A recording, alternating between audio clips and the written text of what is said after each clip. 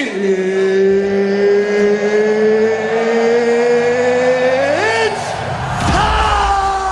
is up, guys? Welcome to the Edge DFS. My name is Tyson Smith, joined by Ellie Hernandez. Ellie, what's going on with you, man? We got through this Saturday 2-gamer. Didn't do as well as I was hoping, but I only played like 2 or 3 lineups just because I was kind of hand building. Got close in a couple of lineups to min cashing, but it just didn't work out for me. How did it go for you yesterday? Yeah, I did all right. Profited like a dollar or two. Broke even. Lived to fight another day. But some of the stuff we talked about kind of ended up coming to fruition. Right. Again, we look at the defenses on the 2-gamer. And I went with the Giants, thinking that them being, the field was ready. We was looking at them to be able to cover their plus 8, plus 8.5, right? And I really thought the game was going to be a little bit more competitive, but it turns out even punting at defense and going with Jacksonville probably would have been pretty close to the optimal, right? So, I think we're going to be in that same situation again here today. So good luck to us, I guess. Hey, let's actually get right into it. So this is the first look. We're seeing Cincinnati going into Buffalo, which, by the way, wouldn't it have been a better plan to make this game on the neutral site? You know what I mean? This game should be on the neutral site. Neither one, I don't understand why they didn't adjust this game. I'm not even a Bengals fan, but I've been kind of, close proximity to Cincy. They've been pretty upset about it, and this absolutely should be on a neutral field. Yeah, I agree. So Buffalo is minus 240 on the money line. This is a 49.5 point total, minus 5.5. So let's talk about this first game first, man. I know that Buffalo is sort of the team of destiny. I know that, most people are picking Buffalo to win this game. I don't think they're going to win this game. I think Cincinnati comes out and wins this game. I think Joe Burrow steps up, puts his team on his back. I think, they feel like they kind of got screwed. And playing on the road like this, it's going to be tough conditions because, look, we got moisture coming down. Whether that's snow, sleet, rain, don't know yet, but it's going to be cold and it's going to be wet. So, in my opinion, I think Joe Burrow puts this team on his back and elevates them to the AFC Championship game. What are your thoughts here, man? Look, I see your perspective. I'm just leaning a little bit more towards Buffalo. I don't know, maybe it's wishful thinking, but I really kind of want to see Josh Allen take that next step and be able to, even just compete in the Super Bowl. I don't think he will this season. I think, if Pat Mahomes is healthy, the Kansas City Chiefs look like they're going to win another one. But look, man, I think Buffalo is going to be able to take this, but don't take that as Cincinnati's not going to be able to keep this competitive. I think Joe Burrow and his offensive weapons are just absolutely elite. So. I think one of the things that we noticed, it looks like about 60% of the handles are coming to the spread, or to the Bengals covering the spread at plus 5.5. So looks like everybody in the United States thinks that this game is going to be pretty competitive. I'm pretty excited for this one, to be honest. Yeah, this feels like the game, even though there's bad weather, this feels like the game that could shoot out and you could see a 55, 60 point output in this game. I do think that that's where we're headed in this matchup. Now, when it comes to Dallas going into San Francisco, weather's fine. San Francisco's minus 205, and they're minus 3.5 favorites with a 46.5 point total. This actually seems like, coming into this, I thought Dallas could win this game outright. Just, I thought it was going to be a super controversial take, but it looks, look at that spread, 3.5 points at home for the 49ers. I feel like Dallas has a shot in this game, and I'm taking Dallas outright in this game. And I'm not trying to do two hot takes here. I really do feel like Dallas can come out and upset San Francisco and end this season. It's going to be tough. Don't get me wrong. You're going to have Dak with one of these 350-yard outputs, multiple touchdown games. But I think they're kind of on a roll right now. And San Francisco, you have Brock Purdy. He's played great. We saw him slightly get exposed in that first half of that Seattle game last week, and he turned it around. It was a completely different game. Seattle was leading that game at halftime, if I believe correctly. It was 17-16 or something like that, and they absolutely turned around and crushed. I think Dallas, with their defense, with how much pressure they could put on Brock Purdy and their secondary, I do think that they can confuse this guy. This guy's still a rookie quarterback. He started, what, 5-6 games? He's still a rookie quarterback. I don't care who you're, or is it 6-7 games? I don't even know. But I don't care who you are. He's still a rookie, and I feel like the Dallas defense can confuse him enough to make this a close game. I personally think Dallas is going to win this game. I think Cincinnati's going to win that first game. So what are your thoughts on this Dallas-San Francisco matchup? Yeah, again, I think I'm leaning towards the home team here, San Francisco. I do think that this is kind of their game to lose, if you will. But I think you made some really good points, right? Brock Purdy is still a rookie quarterback, and I mean he's won 6-7 games in a row, which is great. And I think this is kind of what we all expected to see from Jimmy G. With this kind of weapons around you, you have to be pretty bad at football to not be moderately good. Like I can go out there and complete some passes and go 10 for 15 with 2 touchdowns with Kittle, Tebow, and Christian McCaffrey and Brandon Ayuk, right? So I think the one thing to keep in mind is really what Dallas defense are we going to see? Are we going to see the one that's shown up for big games this season, or are we going to see the Dallas defense that just is inconsistent and just makes bad plays? So if Dallas can stay disciplined and not be one of these, not have one of these Mike McCarthy playoff meltdowns, I really think that they have an opportunity to win this. But I do think San Francisco takes this. Yeah, and look, I think San Francisco comes out and plays well. I just think Dallas plays better. That's just my thought on it. Go ahead, feel free to absolutely trash me in the comments, but hey, it is what it is. I put money on both of these, so at least I'm putting my money where my mouth is here. All right, let's get into injuries. Yeah, just pain. It was pain everywhere. So the big news here is the offensive line for the Bengals, right? You got Alex Kappa out. You've got the tackle out. So what are we thinking? Like, how big of a deal is this? This team already sort of struggled with the offensive line. Last year, Joe Burrow still made it to the Super Bowl with a terrible offensive line, getting sacked every other play, it felt like. This year, a little bit better, still having problems. Now they got two starting linemen out this week. Actually, 3 technically. But so what do we do here, man? Is it that big of a deal, and is this sort of game changing to have this happen for this week? I'd say yes if it wasn't any other team, but you pointed it out. The Bengals had a pretty shitty offensive line last year, and they were able to make it work. Again, they just have some pretty elite weapons on the outside, and if we're looking at Buffalo, they're missing Micah Hyde. They're missing, obviously Damar Hamlin, Von Miller. Like these guys are impactful on their defense. So it does open a little bit on the other side. So again, I think the offensive line is something to keep an eye on, but I still think that they'll be fine. Joe Burrow knows how to do this. He's mobile. People forget about how fast he is. Yeah, absolutely. Let's go to this other game here. So it looks like for the Cowboys, you got Peyton Hendershot is questionable.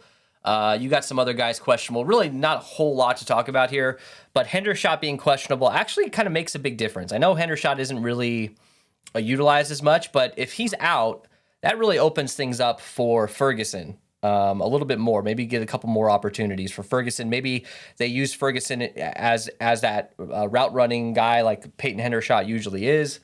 Anyways, anything jump out to you here? Not really.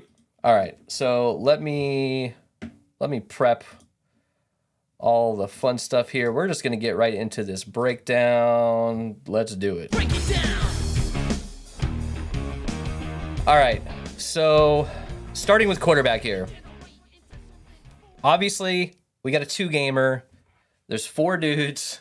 I feel like every single one of these guys is in play. Josh Allen will be by far the highest owned. Do you agree with that? Obviously, Josh Allen is Josh Allen. Yes. But you're telling me Joe Burrow is like basically half the ownership of Josh Allen and he's $1,300 less. Can Josh Allen actually pay that off every single time? I don't know. I'm interested in Josh Allen, obviously. But if you're playing Josh Allen stacks, Josh Allen Diggs or Josh Allen tight ends, like what do we like? The salary that you're just spending on these stacks is going to be incredibly high. If you played Brock Purdy with CMC and maybe Debo, you have a lot of salary options there because you're already probably playing CMC, right? So thoughts about these dudes: Josh Allen 7,800, Joe Burrow 6,500, Dak Prescott 61, and Brock Purdy 54. Yeah, I mean, obviously, Allen is going to be the one of the top plays on the slate today, one of the top four. And then I agree with you. I think Joe Burrow coming in at such lower ownership than Josh Allen is intriguing. That savings that he gives you allows you to pay up for some of the other positions that are just a little bit more high variance, so that you can kind of eliminate some confusion there. And then I mean, again, I'm really interested in Dak Prescott and Brock Purdy as well. Dak, I think these two guys are going to come in severely low owned just because Allen's the QB1 today, and then Joe Burrow is going to be the obvious QB2. Everybody wants to stack that game, but both these guys could easily pay off their tag at 6,100 and 5,400.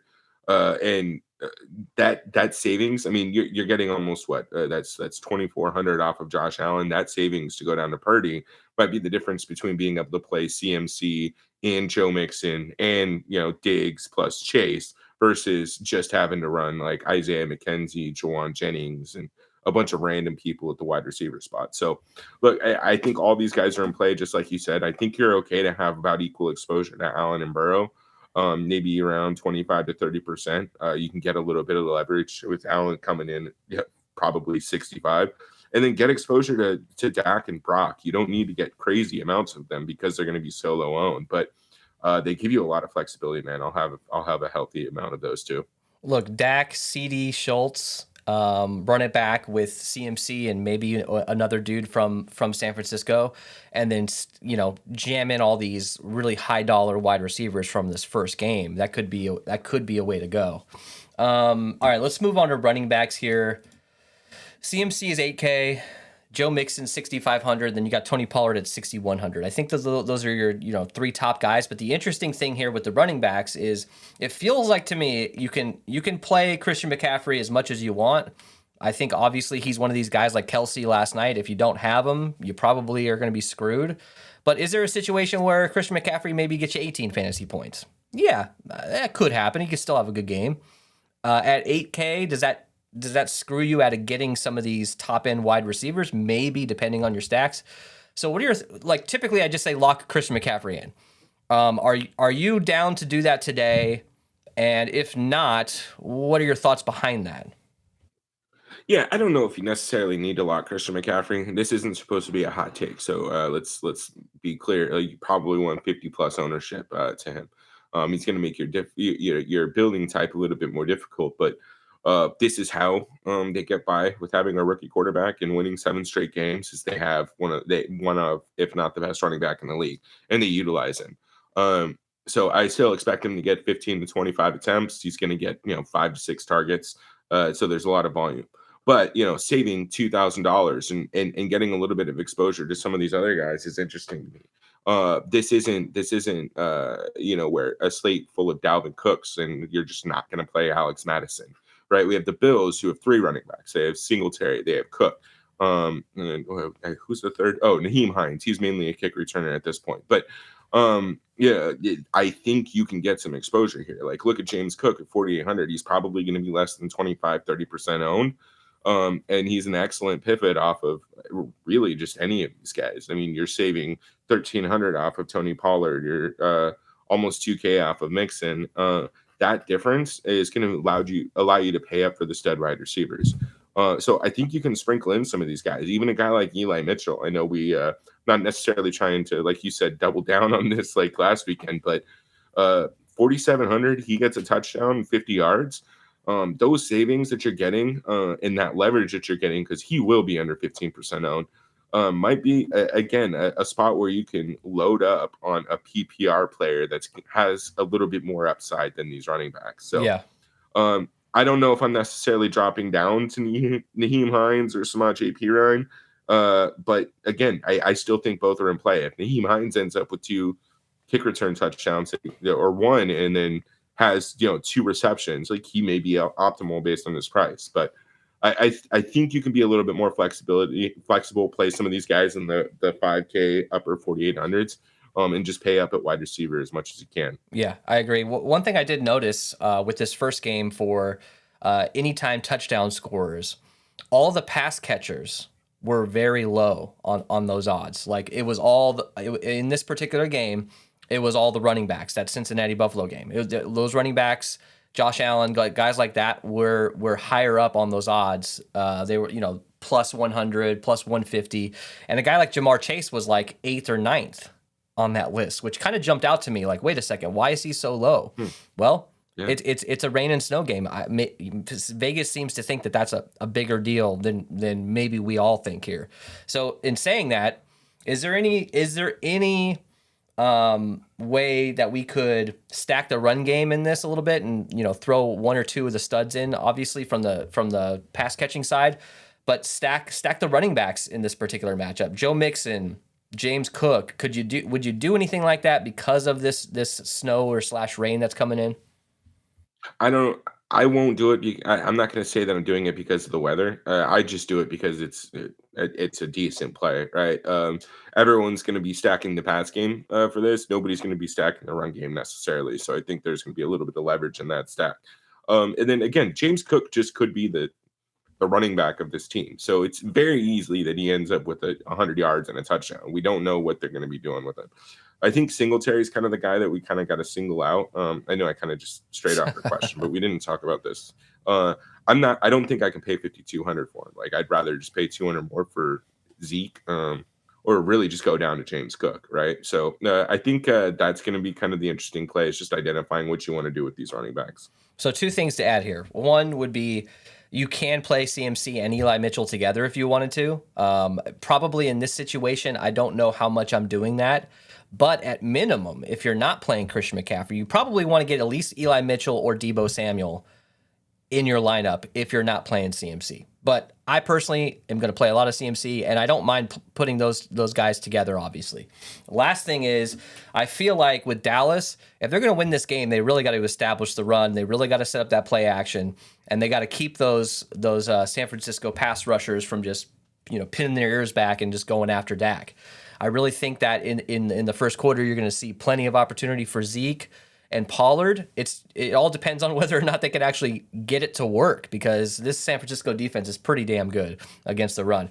For me, Pollard is a pretty good option. I would actually rather pay down for Pollard. I think Pollard over Mixon is probably the way I'm going, simply because I think they're going to have to utilize him out of the backfield to kind of get, as an extension of that run game if they can't get it going. All right, let's move on to wide receivers. There's a lot of dudes here that we want to play. There's 2, 4, 5, maybe 6 guys that I really want to play. Even a guy like Gabe Davis has a really, like, his salary and his points per dollar, it makes it really interesting for him. So Jamar Chase, 7,800. Stephon Diggs, 7,700. CeeDee Lamb, 7,300. And then you drop all the way down to Debo at 59. Now, last week he was pretty low as well, and they raised his salary a little bit, but he's still pretty low priced. T. Higgins, 58.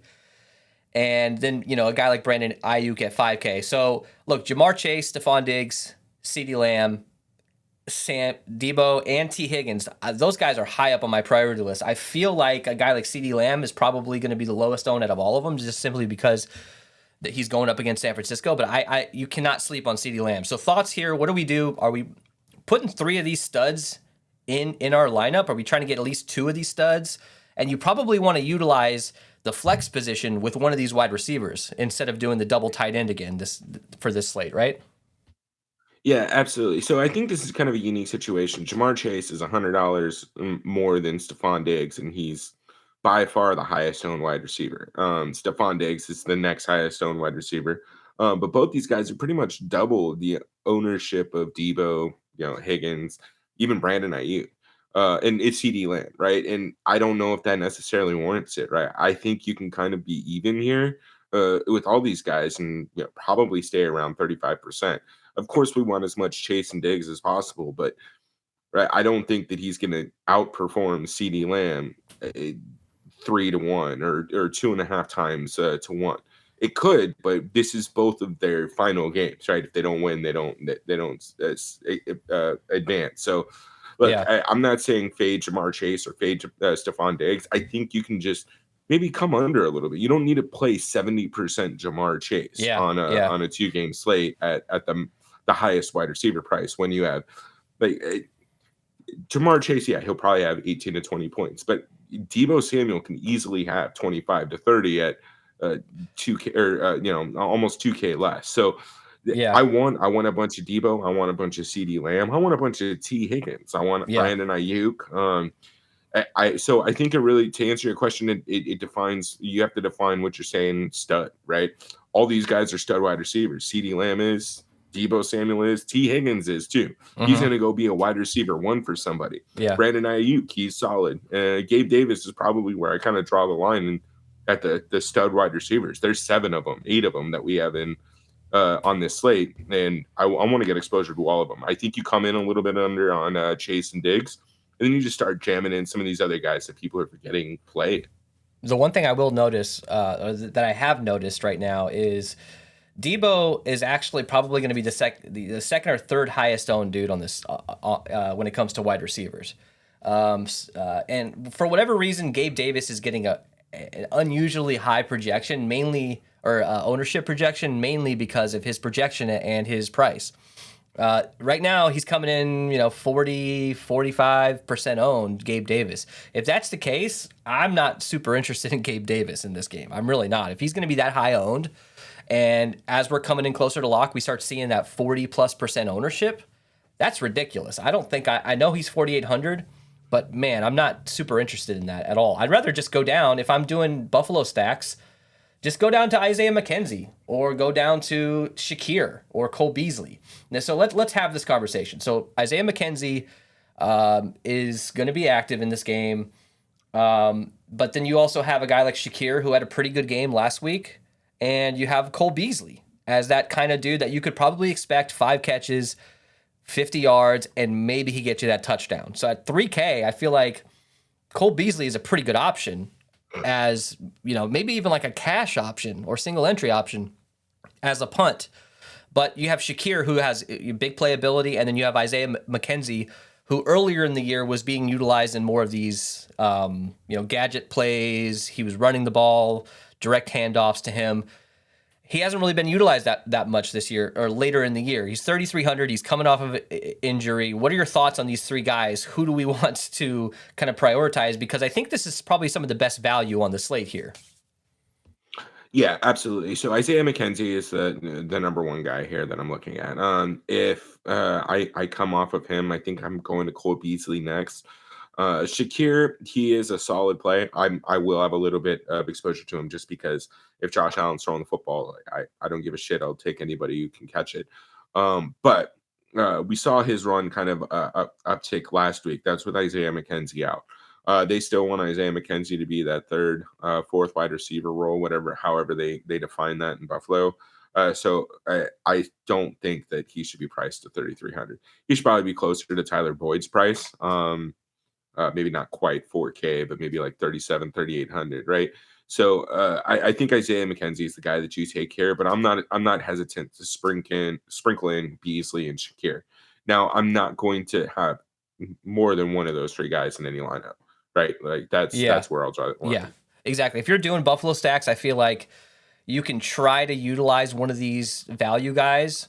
So you're doing Josh Allen, you're doing Stephon Diggs, you're doing why do I keep blanking on these tight end names? You're doing Dawson Knox, and then maybe you or instead of Dawson Knox, you're putting in Isaiah McKenzie or something to that effect. I think that's probably the way to go. Let's look at Dallas's wide receivers here. So I feel like people are going to really underutilize this stack for Dallas, which makes sense. I mean, look, they're going up against it's a tough matchup. I totally get it. It makes sense, but there's leverage here because of how low owned all these dudes are and how low owned Dak Prescott's going to be. CeeDee Lamb, 7,300. Michael Gallup is cheap, 3,800. I mean, that seems way too low for Michael Gallup at 3,800. You got T.Y. Hilton who can play, man. He's still got it, dude. T.Y. Hilton still got it. But you're probably not looking at a huge output for him. He's going to be very touchdown dependent. If you get 10 points out of him, you're lucky, but he's 3,200. He's min price. And even Noah Brown at 3,100. So what are your thoughts on these Dallas guys? Are you utilizing them in stacks particularly? Are you pairing them with Dak Prescott, or are you doing one-offs with any of these dudes like, Michael Gallup?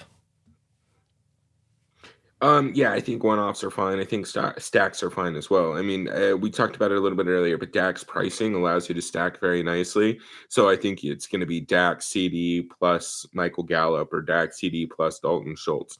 I'll probably throw in another guy. I think T.Y. Hilton and Noah Brown are 100% in play at their price. But again, we're expecting San Francisco to be this elite number one defense. I think people misunderstand what the NFL is and what the playoffs are. These are all professional athletes. These are all professional players, and I don't know. I don't know, man. Like Dallas has never made it. They haven't made it this far since what, like '94? It's some crazy shit.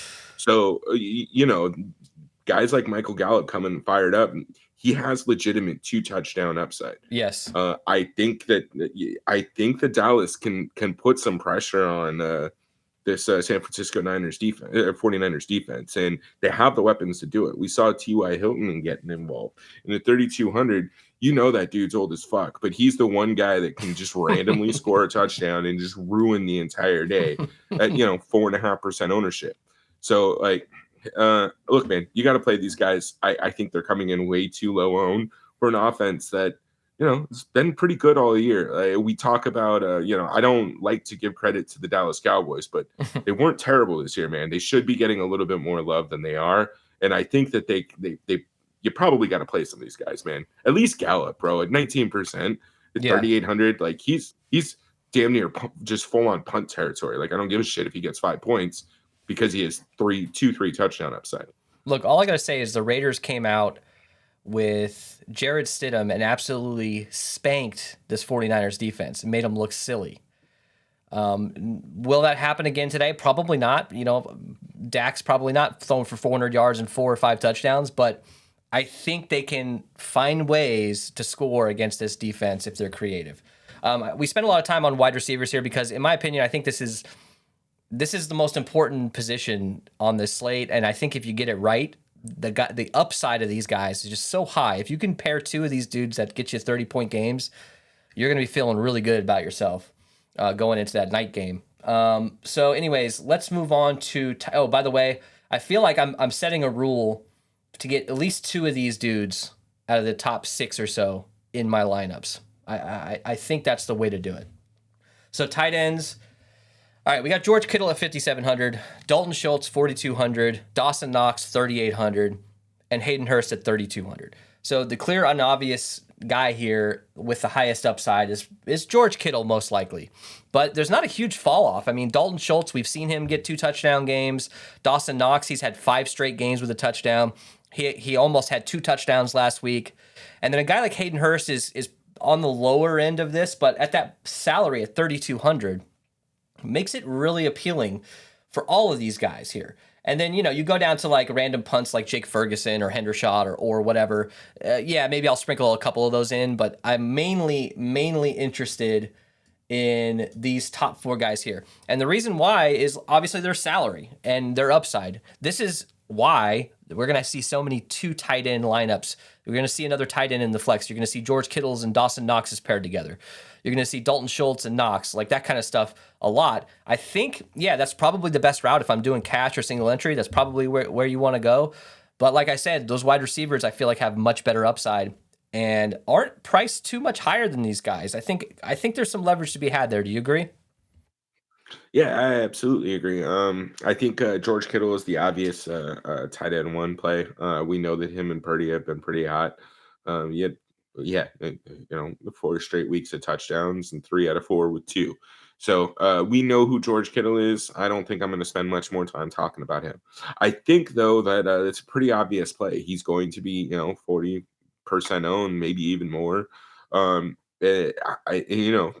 down to $1,500, getting a guy like Dalton Schultz isn't terrible. We just talked about it. I think Dallas stacks are going to come a little bit under owned just because people are expecting them to get their asses whooped, and they can still lose this. But I mean, think about it. If San Francisco is up 38-14, Dallas isn't going to bench Dak, right? He's going to sit out there and air it out. Yeah. Dalton Schultz, we saw it last night. Dallas Goedert getting involved in the offense. these quarterbacks, they like to, at least in the NFC East, right? They like to keep their tight ends involved. We know that Dalton Schultz has legit two touchdown upside. But I instead of spending too much time talking about these guys specifically, I think we need to just consider this, right? We talk about defense. What money do you have left over, and then kind of putting them in. This might be one of those pieces where you kind of just need to put in a tight end that you like and then build around from there. Yeah. Because I don't want to play Quentin Morris necessarily. That's a bad example because he's got Josh Allen thrown to him. If I was showdown, I would play a shitload of Quentin Morris.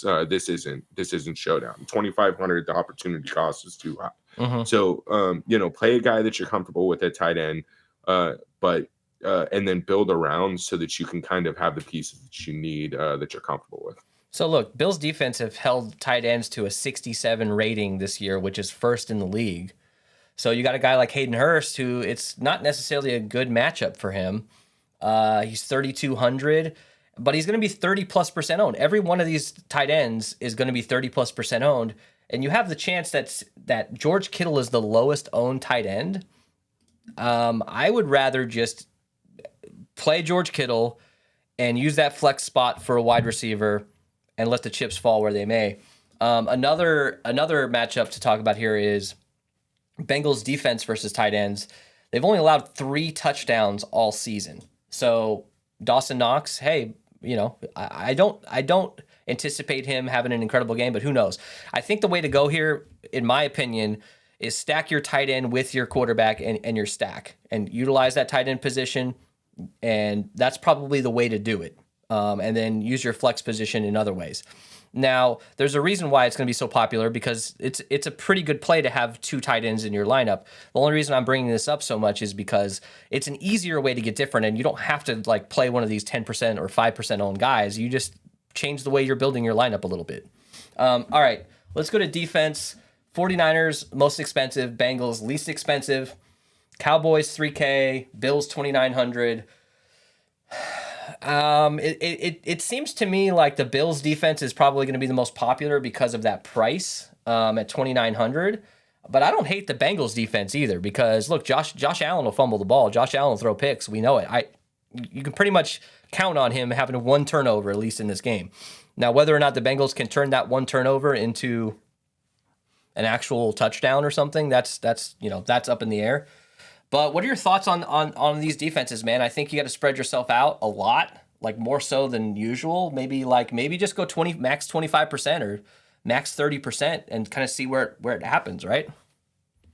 Yeah, I'm fine with that. 49ers probably the best play on the slate, but I don't know if paying up for them is necessarily worth it against Dak Prescott and an explosive offense. I think I agree with the field here. Bills are probably the best defensive play, just because Bengals missing 60% of their offensive line. The Bills could easily end up with 7-8 sacks. And on a slate like today, you may just need to not get negative points from defense. But I think you focus on your other positions and then kind of just see what you have left there and just throw in whatever. I think all are fine today. All right, let's move on to our lineup build. We appreciate you guys. Throw us a like. Let's get to 50 likes. I know that we've released the show a little bit later than we wanted to, so you're probably seeing this 12:30, 1 p.m. Eastern for a 3 p.m. lock. So just giving you enough time to sort of scroll through this or watch the whole thing once. So we appreciate that. Throw us a like, help us out. And subscribe if you're not subscribed. Obviously, we have that Discord down below if you want to scan me if you're looking at on your TV or your computer. If not, you can just go down into the description and click join for that Discord. That's free, no charge on that. Just a bunch of dudes hanging out, as well as we are giving any updates on inactives. You'll get a bunch of notifications if you're looking for inactives and things like that. So let's quickly jump into this here. So what are your thoughts on a cash single entry build here? The highest floor with higher ownership to try to, you don't need to win a 150,000 man tournament. You just need to beat maybe 1,000 other people or something to that effect. What are we doing? What's your build going to look like for that? You got to go Josh Allen at captain. I keep saying that at quarterback, right? Yeah, I think you got to go Josh Allen, Christian McCaffrey. Probably the 49ers defense, or no, probably the Bills defense, right? Yeah, Bills defense on this one.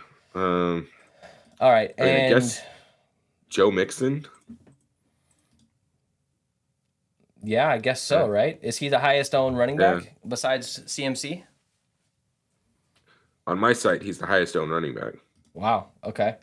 Now let's do our tight end here first. And obviously, I feel like in this situation, like a Schultz and Knox is probably the way to go. Do you agree with that? Both guys? Yeah, probably. Let's go Dawson Knox and then Dalton Schultz. All right, now let's look at the wide receivers. The reason why I wanted to build this all around the wide receivers is because now we're going to get to see what we can actually do here. So we're probably only going to be able to get one stud, and then we're going to have to get a couple of value dudes. Who's the one stud you're interested in? Because we're doing this is sort of a cash build, we don't have to pair Diggs with Allen. We don't have to make this into a stack. In fact, maybe we want to spread ourselves out a little bit more. So who are you going with here? It's probably going to be at least Chase or Diggs, right? Or are we looking at Debo right off the bat? Let's start with Chase. I think we need to try and prioritize from our Chase. All right. We're can we still get Debo? doing decent on salary, though, to be honest. Dude, we can with you. get Debo here and then just go down. Yeah. You can play Noah Brown. You can play. I mean, I wish we could get McKenzie because that would work out really well. Hang on. Let me see what we have to do to get McKenzie. We'd have to go down to T. No, we still can't. Oh, yeah. Wait, can we? No. Damn you, Draftkings. Go down to Ayuk. I'm not playing Ayuk in cash, in my opinion. I'd rather just punt. I'd rather get Debo and then just punt at one spot with a guy like Shakir or Beasley. In my opinion, Beasley here is probably the way to go because I feel like Beasley can get you 3 or 4 receptions, get you like maybe 6 fantasy points. And at that price, that's probably pretty good. So we got Josh Allen, McCaffrey, Joe Mixon, Jamar Chase, Debo Samuels, Beasley, Knox, Schultz, and Bills. Does that feel pretty good to you as a sort of a chalky build? Yeah, that's not terrible. Obviously, more thought should go into this. We built this in 30 seconds in a minute or something like that. So more thought should be put into this, but you get the idea of what we're going for. So let's build a tournament lineup. Who do you want to start with at quarterback? You wanna do Joe Burrow? Let's do Joe Burrow. Let's throw in. Do you want to do Chase and Higgins, or do you want to do Higgins and the tight end? Where do we go here? Yeah, let's first of all, let's throw in CMC, I think. And then throw in, can we do Chase, Diggs as well? And then I think we kind of just piece in from around here, right? Burrow, I think Chase. we need to choose our defense because we're pretty much out on Buffalo's defense if we're gonna stack Burrow and Chase, right? So should we throw in that's fine. You could do Bengals, they're the cheapest. We'll figure it out here in a minute when we get to the end. All right, so who's our other pass catcher? Do you want to go down to Tyler Boyd? Do you want to go with Higgins as well? Let's throw in Tyler Boyd for now. Okay. Any interest? Okay, so look, we got 3 spots left open. We've only touched McCaffrey from that second game. Do we want to go all in on this first game, or do we want to spread ourselves out a little bit on a 2-game slate? Can we get to Kittle for tight end? Let's do it. Love that. 7,900. And then for RB2, let's go with James Cook, can we? I think we're gonna have to punt flex. But it leaves us in the same position we were in before here, which is not terrible. You got a guy like Noah Brown, even Irwin here is you could actually pull Tyler Boyd out and put Irwin in. That's a little risky, but Noah Brown, Irwin, Cole Beasley, Shakir, Shakir. Actually, that's not a bad play there. Throwing Shakir in, if this is a millie maker or something, Shakir with that upside. And how many guys we got from the Cincinnati Buffalo game? 1, 2, 3, 4, 5, 6, 7. And then we got McCaffrey and Kittle in the other game. Hey, it's kind of ballsy, but that's why this other game is going to be so popular because you have some decent value options in this first game. Anything else you want to experiment with here? Yeah, I actually pull out McCaffrey and go down to Joe Mixon And let's just see what we can do from Shakir from that. So you want Mixon with Burrow in the stack? Okay. Yeah. All right. So you want to pull Bengals? Well, I guess you probably want a guy like Bengals defense. Leave Bengals D. So pull Shakir out, basically. All right. So that leaves us P. Ryan, no Dalton Schultz. So double tight end is obviously always an option here. That's probably your best bet in a situation like this. Yeah, I think I'd rather just go back to what we had and play McCaffrey. Yeah. All right. Let's try one of these other quarterbacks that maybe doesn't have the ownership that these other guys do. Do you want to start with a Brock Purdy lineup here, and then we'll finish with Dak?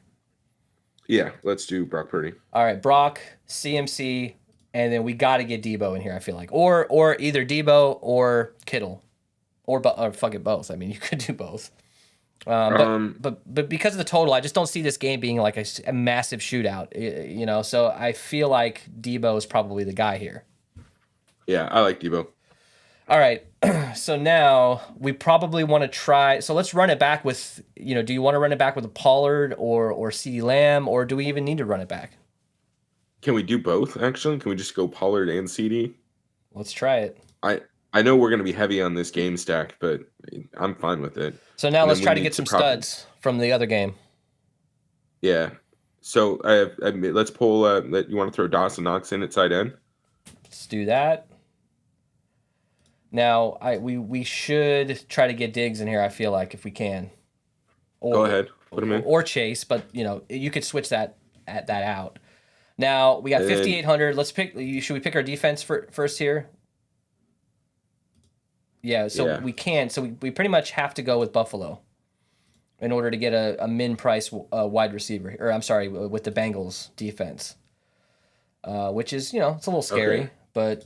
That leaves us in the same position. We can get Isaiah McKenzie for this one though. Yeah, it's Isaiah McKenzie, and if you want to be real weird, man, this isn't a terrible time to throw in Jawan Jennings. So what you probably can we go down from Dawson Knox though? We got 3 Buffalo pass catchers. Maybe let's get rid of Knox. And I mean we could go with Hurst here, and then you could go up from the Bengals defense to Cowboys, or obviously that's probably not the way that you want to do it. Putting the defense against the stack, or you could go Bills here. Thoughts? Yeah, those are fine, man. So Purdy, McCaffrey, again, Hurst are just hoping. Yeah, exactly. Purdy, McCaffrey, Debo, run it back with Pollard, CD. Then you got Diggs, Hurst, McKenzie, and Bills defense. All right, let's do our Dak build. So let's go Dak. Let's go CD. Now, do we want to go tight end here? Schultz, probably. Or do we want to go to like Gallup? Or both? Probably both. Let's try it. All right. And now we probably, look, like I said, you don't have to play McCaffrey, not every lineup, but I think we probably should put McCaffrey in this one. If not, we want to do probably at least Kittle or Debo. Yeah, no, let's go McCaffrey. I think we go McCaffrey and then probably James Cook, to be honest with you. Okay. And can we get Diggs? I think we can. Yeah, I think we can. Yeah, we definitely can. Bills defense. That leaves us 5,200. Plenty. So you could do Singletary here too. You could do Ayuk. So you can go. That's probably the way to do it. Is McCaffrey? I like Ayuk there. McCaffrey and Ayuk, run it back with Prescott, CD, Gallup, and Schultz, and then you got James Cook, Diggs. So I mean, there's a lot of options with this Prescott stack. I really do feel like, because you do have this Michael Gallup option here. Do you want to do one? Let's do one more build. Let's try to build like our favorite lineup for a Millie Maker. Okay. All right. Then, all right. You ready? Yeah. I got ready. one already. All right. Ready. Let's do it. All right. So let's run Brock Purdy, Joe Mixon. Okay. Christian McCaffrey. Okay. Let's throw in Debo. Okay. CD. Got it. This is crazy, man. This is Millie Maker. I want Isaiah McKenzie. Okay. Kittle. Next. Brandon Ayuk. Hey, there you go. And then the Bills defense. Hey, that's nice, dude. Yep. That's nice. So Purdy, McCaffrey, Debo, Kittle, and Ayuk, hey, man. Run it back with one, maybe garbage time, CeeDee Lamb, couple receptions or touchdown. And then you got Joe Mixon representing Cincinnati. So no Buffalo offensive players in this game. Interesting. You could switch out a couple of these guys and try to find. Well, oh yeah, wait. I'm sorry. We have McKenzie. My bad. We got McKenzie. Yeah. And this is a crazy ass lineup. Now, like this is simple though. You can come down from McCaffrey, go down to literally anybody else, and you can still keep your Niners stack. Pay up in another position if you want. All right, so what did we learn after hand building a handful of lineups? We went through pretty much every player we'd want to play. Where are you leaning? Are you doing hand builds? Are you building 100 lineups with an optimizer? What are you thinking? Probably be doing more hand build. The problem with using an optimizer is those stacks don't always work on a 2-game slate. So you have to go in and visually inspect so much. You're better off just building a bunch by hand, probably. Yeah. I tend to agree with you. I think I have like 60 or 80 lineups reserved, depending on how much time I have. I'll probably hand build quite a few of them and then maybe optimize the rest or something. All right, so what's your favorite stack that we built? And who's your low owned guy that you think can score in this game? I mean, it's either the Dak stacks or the Purdy stacks. There's just a lot of flexibility. Low owned guy that I think can score is probably got to be Isaiah McKenzie, right? Like, yeah, probably pretty low owned. I'm thinking my favorite stack is probably this Joe Burrow stack. Joe Burrow, Higgins, Jamar, or Higgins and Hurst or whoever. Even a guy like P. Ryan. I know it's kind of risky, but if you put P. Ryan in there as and as a pass catching option, depending on the game script, could pay off for you. My favorite low owned guy that I think can score, I think probably Cole Beasley. Probably Cole Beasley, in the red zone, him and Josh Allen have a pretty good relationship. You could probably expect at least a target out of that, or at least one opportunity for him to score in this game. Whether or not he actually scores, who knows? So final thoughts on these two games here. What's your score prediction for the first game, Buffalo and Cincinnati? Buffalo and Cincinnati, 27-17 Buffalo. I'm thinking 35-31 Cincinnati in that game. What's your thoughts on the other game? I got to stick with 27-17 till it hits, and I'm going to go with San Francisco. 28-24 Dallas in that game. Both underdogs are going to move on, in my opinion. Go ahead and trash me in the comments. It's all good. I think we're going to try, Ellie. I think we should try to do like a first look show whenever salaries come out. So maybe we can record that tomorrow and release it Tuesday morning. I don't know. We'll figure that out. Join that Discord and we'll update you guys as to when we're going to do that show. But until then, we will see you guys later. And of course, the music goes out right when I am trying to transition out. We will see you guys later.